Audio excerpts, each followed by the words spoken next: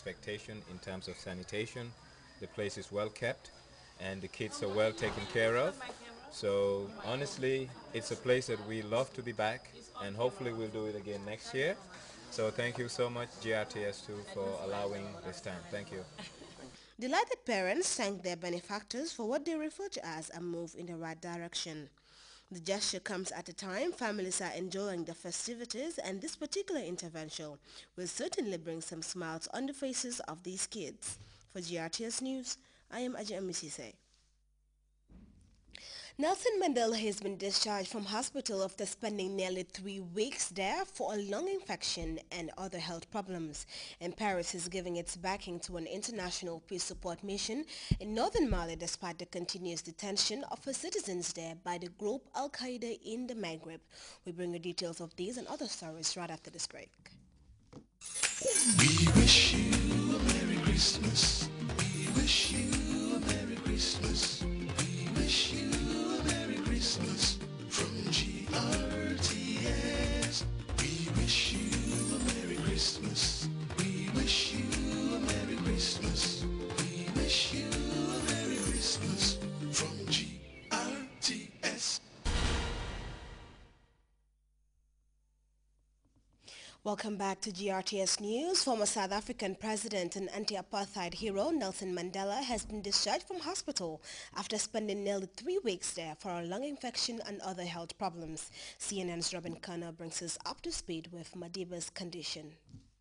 On a suburban street, watched by local media, Nelson Mandela is no doubt resting.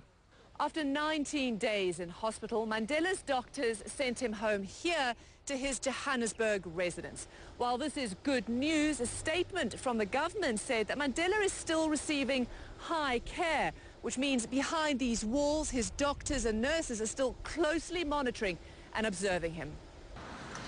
While in hospital, Mandela was treated for a lung infection and had surgery to remove gallstones. And these are the most recent pictures of him, taken in July by CNN at his 94th birthday party, in his home surrounded by his large family. But he looked bewildered and didn't smile. So different to the vigorous man who fought so hard, endured so much. Over recent years, though, the former South African president has seemed frail and unsteady on his legs. Public appearances became increasingly rare, just too much effort for a man in his 90s. At those he did make, Mandela sometimes dozed off during speeches and seemed confused. He's mostly spent his time at this home in Kunu in the Eastern Cape, soothed by the slow pace of the rural rhythms in the hills near his boyhood village. And it's unclear if and when he'll return back to his primary residence here. For now, though, South Africans are just relieved that he's out of hospital. Mandela is our father. We're very happy. He's alive. He's now fit, back to home. At least we are happy. I can see that he's getting strong. I'm worried about this. At least if we can manage to reach at least 100, that would be great for us. A man who gave so much and who is still so deeply revered by anxious South Africans who just wish him well.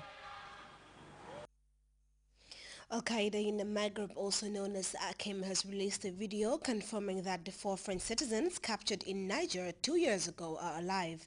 The Akim leadership is using the hostages being held in northern Mali to prevent France from supporting any foreign military intervention in Mali. But as we hear in this report by CFI, Paris says it will not bow down to pressure. 4 French hostages captured in Niger 2 years ago are alive. Al-Qaeda in Islamic Maghreb, Akim, confirmed the information in a video message broadcast by the Mauritanian news agency Sahara Medias. The group has accused France of blocking negotiations for the release of the hostages being held in northern Mali. But France has rejected the accusations. We are working every day for the hostages' release. We are trying to make all the necessary contacts, and it is not the kidnappers that will give lessons or say what the negotiations will be. Akim's leader, Abu Zaid, is using the hostages to prevent France from supporting an international military intervention in northern Mali. The families of the hostages are extremely worried, but for the time being, France is not bowing to the pressure. France will support African countries with a United Nations mandate, which they have. We will protect our citizens and fight against terrorism, ensure the release of the hostages, and that is not contradictory. Meanwhile, Mali's new Prime Minister, Diengo Sissoko, held talks with Côte d'Ivoire's President Alassane Ouattara, who is ECOWAS's chairman. Prime Minister Diengo Sissoko has insisted that military intervention in northern Mali is imminent. We can be confident in the intervention. It will take place as soon as the conditions are right, and we will do everything to make sure the right conditions are in place as soon as possible. Diengo Sissoko will leave Côte d'Ivoire and head to Benin. There he will hold talks with President Thomas Boni Yayi, who is currently head of the African Union. The visits that began in Burkina Faso seem to suggest that regional leaders are working out the final details on a military intervention in northern Mali to remove the Islamist groups Akim and Mouchao. Well, we now take our second break. We'll be right back.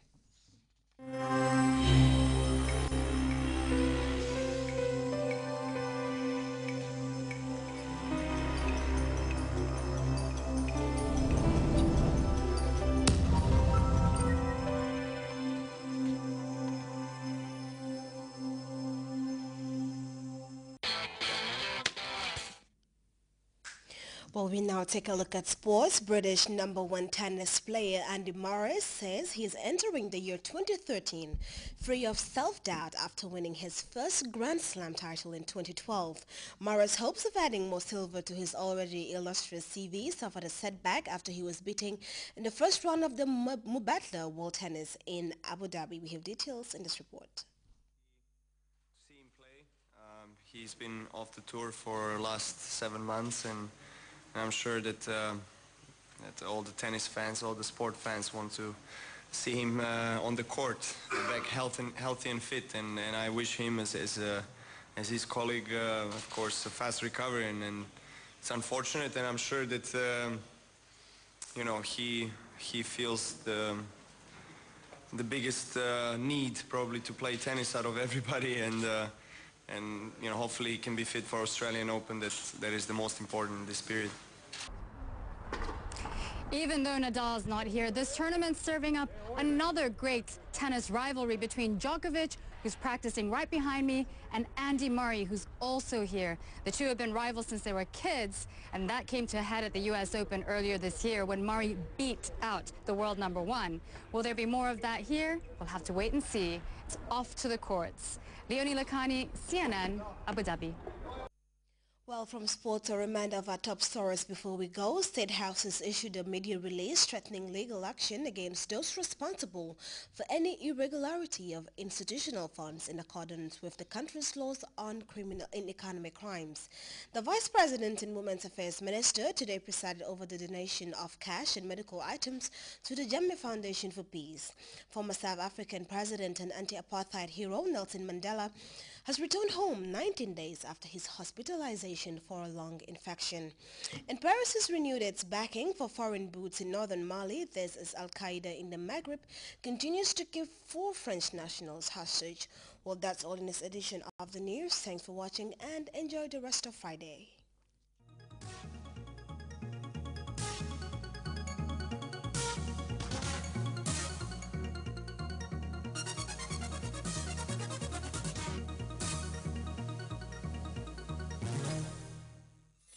We wish you a Merry Christmas. We wish you a Merry Christmas. We wish you a Merry Christmas from GRTS. We wish you a Merry Christmas. We wish you a Merry Christmas. We wish you a Merry Christmas from GRTS.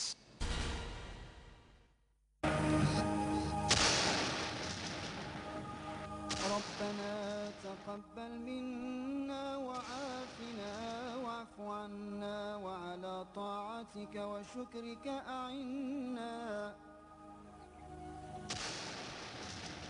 ربنا تقبل منا